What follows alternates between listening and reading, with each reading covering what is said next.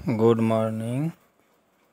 आज हम DElEd second semester में देखेंगे पेपर सप्तम संस्कृत में देखेंगे यूनिट 4 व्याकरण के अंतर्गत हम उपसर्ग आज पढ़ेंगे। इससे पहले हम प्रत्यय के बारे में अध्ययन कर चुके हैं, तो आज देखना है कि उपसर्ग है क्या। उपसर्ग को गति भी कहते हैं। संज्ञा, विशेषण और क्रियापदों के पहले जुड़कर उनके अर्थ में कहीं कुछ परिवर्तन कर देना ही उपसर्ग का विशेष प्रयोजन होता है।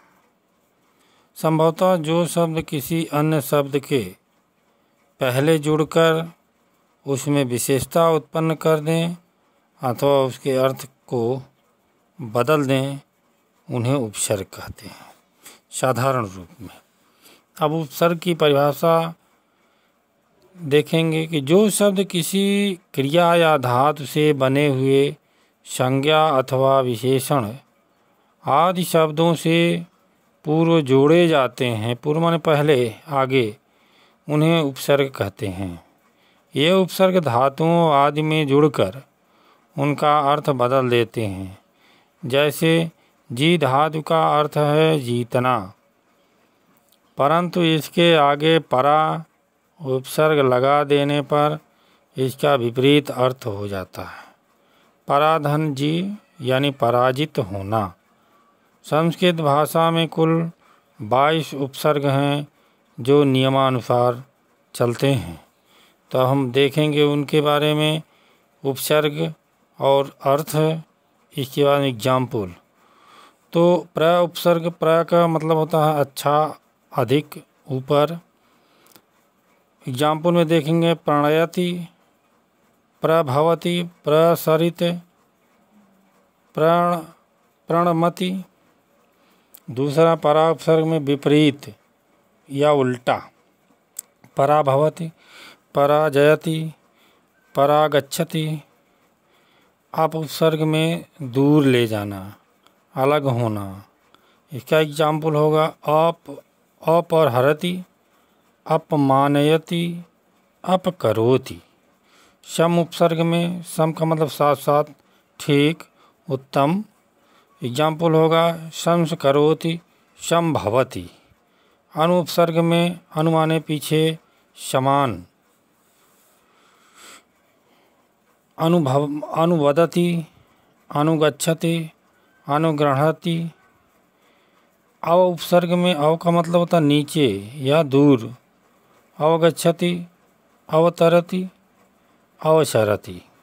निश उपसर्ग में निषेध, विपरीत। निष्क्रमित, निस्सारः। निर उपसर्ग में निर अर्थ में देखेंगे बिना, बाहर, निषेध। निराकरोति, निर्गच्छति। दुष उपसर्ग में बुरा, कठिन, दुष्करोति। दुर उपसर्ग में भी वही होगा, बुरा और कठिन।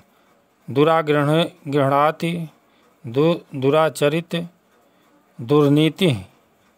वि उपसर्ग में विशेष या अलग होना। विनयति, व्यवहरति, विहरति। उपसर्ग में तक, समेत, इसका अर्थ होगा। आविर्भवति, आगच्छति, असमुद्रम। नी उपसर्ग में नी का मतलब नीचे, खराब।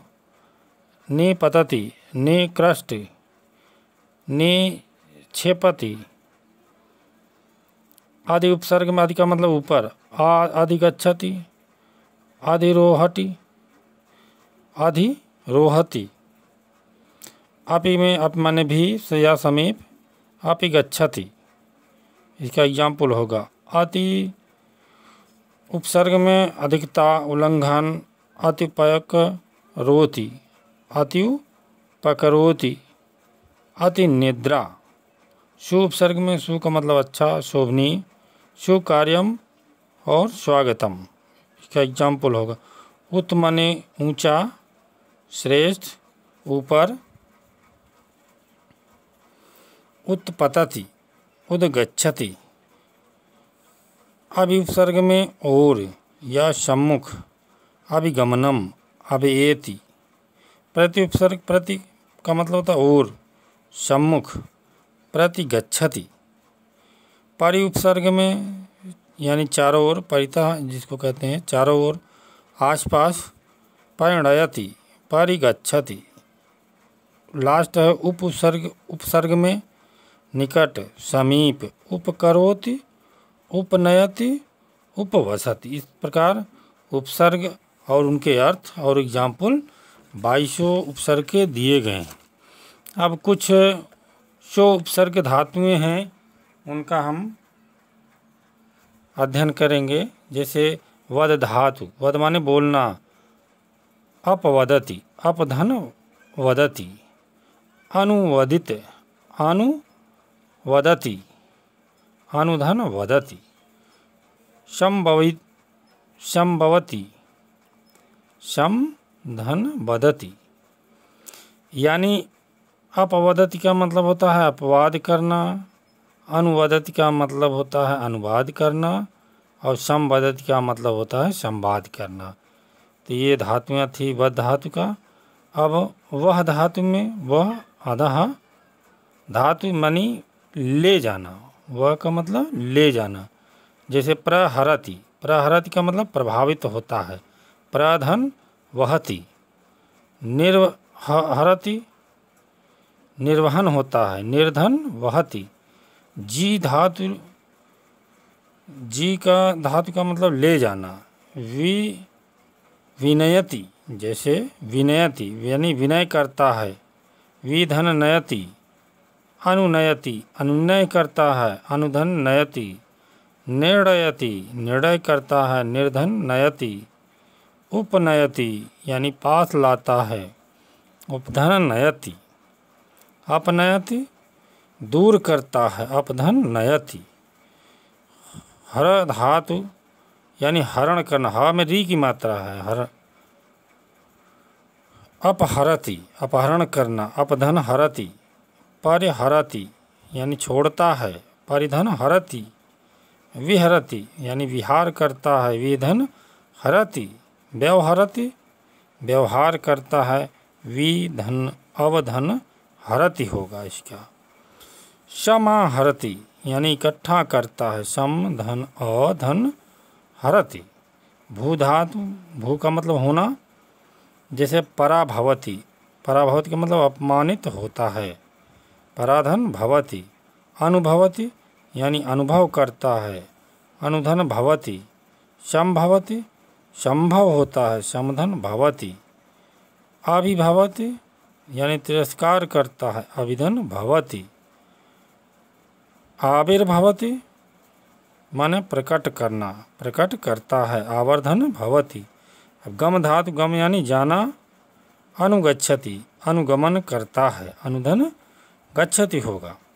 आगच्छति यानी आता है। अधन गच्छति। निर्गच्छति निर्धन गच्छति निकलता है।